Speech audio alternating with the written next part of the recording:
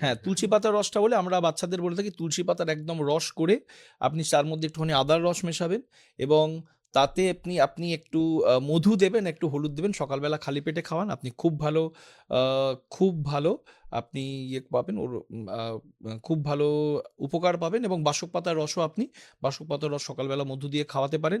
আমার এই যে বারংবার হচ্ছে, এই বারংবার হওয়ার জন্য তাকে প্রতিরোধ করতে গেলে কিন্তু তার রোগ প্রতিরোধক ক্ষমতা বাড়াতে হবে।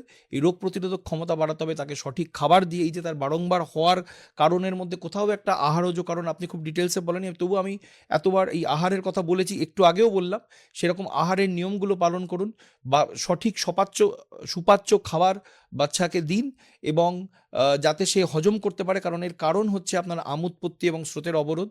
আর এছাড়াও কিছু আমাদের আরও ওষুধ আছে যেগুলো আমি একটু আগে বললাম, চ্যবনপ্রাশ, আপনার কণ্টিকারীয় বলে অগস্ত্য হরিতকী রসায়ন এবং আমাদের সুবর্ণপ্রাশন।